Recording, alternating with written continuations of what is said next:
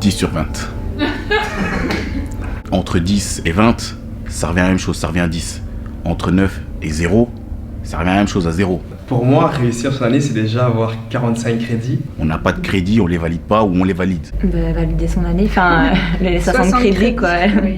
Déjà avoir ses 60 crédits. Au moins 45 crédits. Avoir son diplôme, parce qu'au final c'est ça qu'on leur demande. C'est avoir son diplôme et pouvoir faire ce qui nous plaît. C'est avoir 60 crédits. Ouais.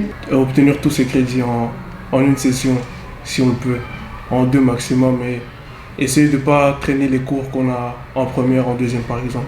La réussite, on n'a pas la même définition, nous les profs et les étudiants. C'est avoir tous les crédits à la fin de chaque année.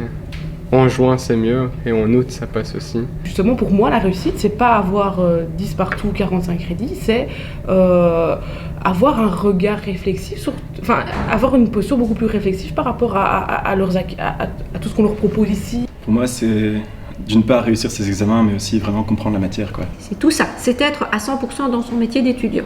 Je dirais pas qu'avoir un diplôme c'est spécialement réussir parce qu'on peut apprendre plein de choses et c'est sa réussite personnelle. Si au bout de 2-3 mois après tes examens, tu te souviens je vais pas dire des grandes lignes, mais des éléments principaux de ton cours en tout cas, t'as réussi.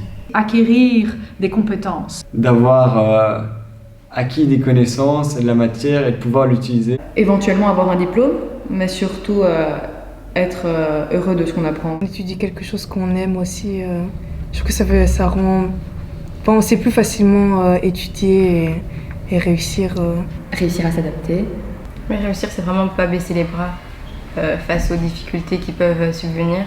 S'il y a une seconde cesse, faut pas avoir peur. 45 crédits. C'est viser le meilleur, donne tout ce que t'as pour essayer d'être fier de toi. C'est acquérir des compétences, une certaine maturité. Ce serait d'avoir acquis un esprit critique et de faire des liens entre les différents cours. D'avoir suffisamment de connaissances. Et avoir le temps de concilier la vie à l'école et avoir des bons points quand même et pouvoir avoir du temps pour soi aussi. Moi je trouve qu'en secondaire on vise beaucoup trop, on se dit avec un 18 on est content, avec un 15 ça va, mais en plus ça va pas.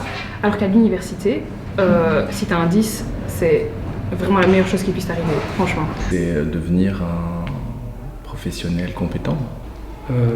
Pour moi, ça signifie trouver sa voie et ce qu'on aime. Et apprendre surtout, même si il y a un échec, et recommencer, mais apprendre surtout. C'est aussi avoir trouvé notre voie, ce qu'on veut vraiment faire. C'est montrer que l'on est adulte. Comprendre déjà. C'est un peu plus compliqué, je trouve, c'est avoir les connaissances pour obtenir un emploi. Je crois que c'est surtout ça. C'est obtenir son diplôme. Avoir son diplôme d'abord, évidemment, mais aussi se sentir à sa place. Pour moi, c'est juste obtenir son diplôme. Après, il y a le bien-être, etc. Mais au final, réussir dans l'enseignement supérieur, je pense que c'est obtenir un diplôme. Que ce soit un bac ou un master, comme on dit maintenant.